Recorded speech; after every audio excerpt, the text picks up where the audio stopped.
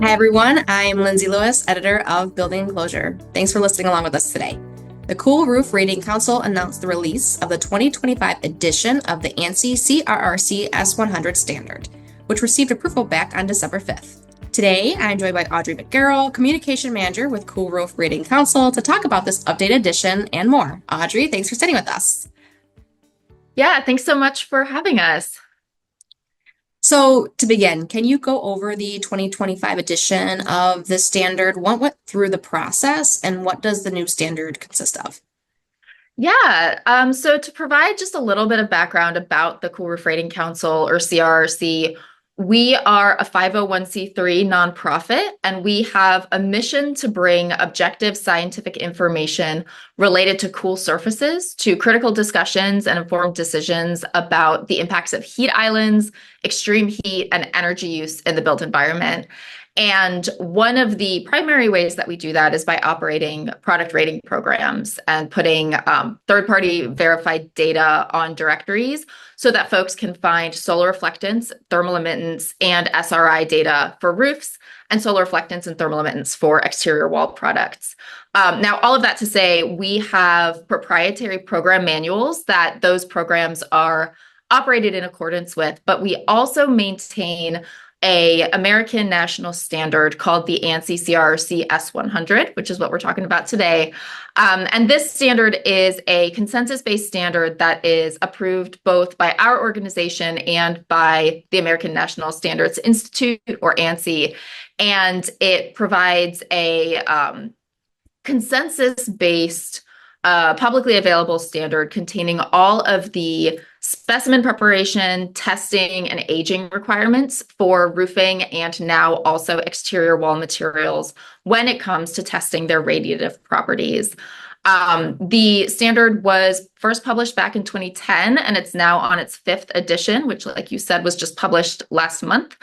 And this edition in particular, some of the major changes to it included the addition of exterior wall materials, which I know we'll talk about more later, and then some other changes to on the roof testing side.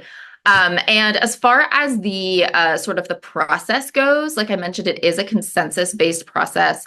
So that means that we as the CRRC form a consensus body that is made up of a balanced group of stakeholders representing several different interests. So that group is comprised of folks that use the standard, so people that perform testing and weathering for radiative property testing of these materials, and also by producers of materials, so manufacturers of roofing and exterior wall materials, and then finally general interest stakeholders. So that is other people in the orbit of cool surfaces and radiative property testing that are affected by the standard in some way. The consensus body does its work, and then the standard has to go through a public review process. So for this edition, it went through 2 rounds of public review, and then it was also approved by the consensus body, the CRRC Board of Directors, and ANSI. Now, if we're looking at the major changes, why were these updates needed, and what do the changes do for our industry? Yeah, so for the most part, we derive changes to the standard from recent changes to the CRRC's programs. So we have an internal process where we have committees of subject matter experts that periodically update our internal roof and wall product rating program manuals. And what we do when it comes time to update the standard is we take a look at any changes that have been made to our programs over the last several years and evaluate which of those changes would be important or applicable to also incorporate into the S100 standard. We do also accept proposals from the public. If there's a public recommendation of something to change, that would also be included in the changes that are evaluated by the consensus body. As far as the specific changes for this edition, we made some changes to the glossary, updating some terms, adding new ones just to keep that current. And we also added some additional guidance for the testing of thickness for roof coatings and single ply membranes. Thickness is not a value that we publish on the directory, but it does help us on the back end with testing and assuring that the specimens that are being tested are representative of products that are being used in the field. Those I would say were some of the more minor tweaks to the standard, and then there were three bigger changes. So the first of those was, as I mentioned, the addition of requirements for testing exterior wall products. This does represent the first consensus-based standard for radiative property testing, specifically for exterior wall products. So that will really help out with code compliance and sort of raising the profile of cool exterior walls as a tool for urban heat mitigation and improving energy efficiency.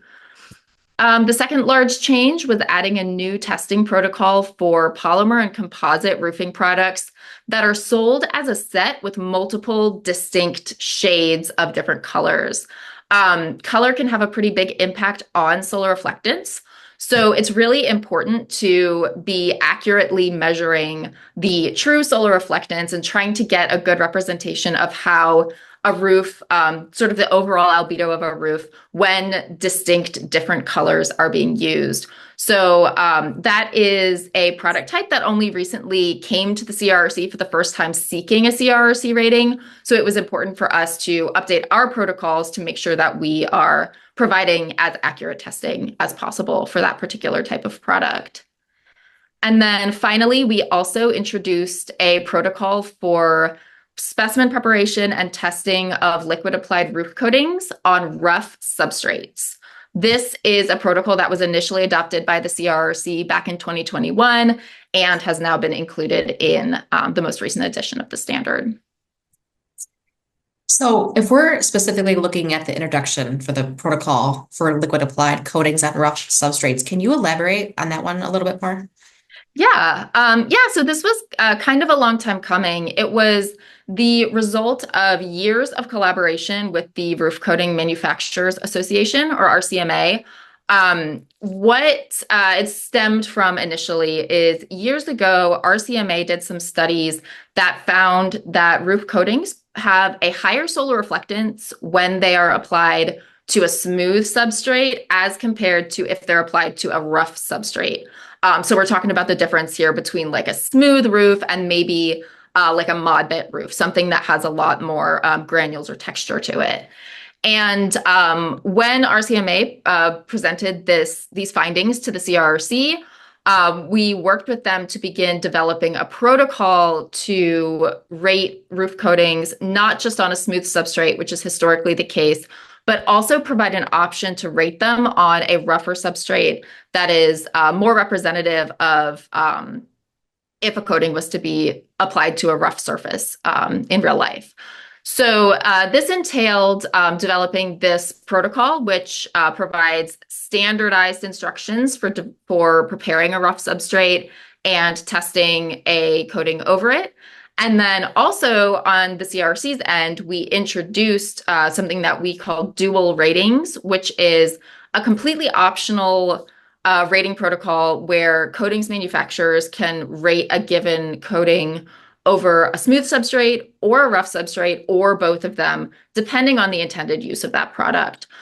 So again, the way that this benefits the industry is that manufacturers can get the most accurate test data for how their product is truly going to be applied in the field. So it's all about providing as accurate data as we can within the limitations of what can be done in a laboratory testing environment. Now, going back to something that you talked about earlier, you mentioned that this was the first edition that includes test methods for exterior wall materials, not just roofing materials, right? So Yes, can you correct. talk a little bit about that edition? Why was that included in this one? Yeah, so this is a really exciting shift for the area of cool exterior walls as a tool to help combat urban heat and to improve energy efficiency. And I do want to provide a little bit of backstory to this. Really this stems from back in 2019, the California Energy Commission published a study that was led by Lawrence Berkeley National Laboratory, the University of Southern California, and UC San Diego. And this study found that cool exterior walls, so walls that highly reflect solar radiation and efficiently emit heat that's absorbed, are comparable to cool roofs, which have been around for much, much longer. That's been sort of something that's been in codes and standards. It's been talked about by the industry. But cool walls are really comparable to cool roofs when it comes to mitigating the urban heat island effect, so protecting residents from extreme heat, and also reducing cooling energy use for air conditioning. So, in response to these findings that were published by the CEC, the CRRC, our organization, began developing a rating program for exterior wall materials. And this effort sort of coincided with the USGBC developing a pilot credit for the LEED rating system for heat mitigation with cool exterior walls. So there was sort of, between this study that came out and efforts with LEED, it seemed like a really good time for us to expand our scope away just from roofs to also provide a product rating program for exterior wall materials. The technical requirements for that program were developed by a body of subject matter experts, similar to the way that we developed and maintain our roof program. And those requirements have historically lived in a proprietary program manual that the CRRC maintains. So now, with the introduction of the specimen prep, testing, and aging requirements for wall materials into the S100, this really opens doors because the S100 is a cornerstone standard in the radiative property testing field. And by including exterior walls in there, they're going to start getting more visibility, more test results outside of what the CRRC is doing, since that is a publicly available standard. And it will also help with code compliance. There are codes, programs, and standards that already reference the S100 and that recently added solar reflectance and thermal emittance requirements for exterior wall materials, specifically the 2024 editions of the International Energy Conservation Code and the International Green Construction Code. So by entering these cool exterior wall testing requirements into the S100, it really provides support for those codes and programs as folks continue to explore the adoption of cool walls. So you may have touched on this before, and if you did, I apologize, but how often does CRRC update standards? Yeah, that's a good question. So there isn't like one set rule, that we update it every 3 years, for example, but we do try to update it roughly every 3 to 5 years. Again, the exact timing of that can kind of depend on, demand from the public, if folks are approaching us with requested changes or changes that are made on the CRRC's end to our programs that would be valuable to incorporate into the standard. And the purpose of updating it really is to keep it as current as possible when it comes to things like current test methods and procedures. There's always new science being added in this field. So it is important to be regularly updated following that collaborative consensus-based process to keep it as current and technically accurate as possible.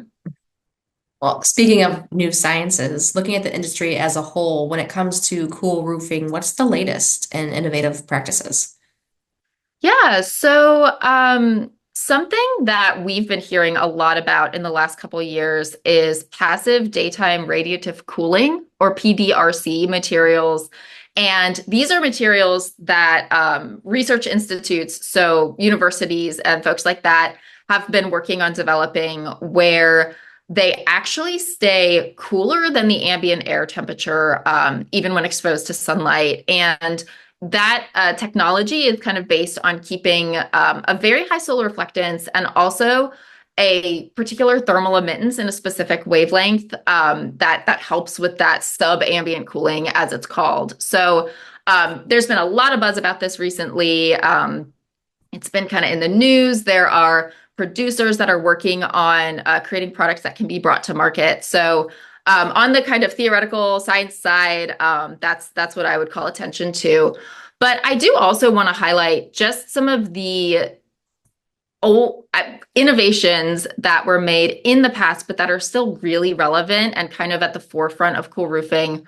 right now, which is on the one hand, lighter colored materials. So not just white, but in general, whites, pastels, lighter colors naturally reflect more sunlight. So that's a really cost-effective and practical way that anybody can work to cool their home or building by using a material that's a little bit lighter, a little bit more reflective. That being said, of course, aesthetics are important and not everybody wants or can use a lighter color. And that's where products that are manufactured with infrared reflective materials come in. So infrared reflective pigments are used by a wide range of industries for low slope, for steep slope, also for exterior walls. And what these components allow for is for high solar reflectance in the invisible infrared spectrum while still being able to maintain a darker visible color. And taking advantage of products like that can be a really good way to both get cooling benefits and still be able to design to a particular aesthetic.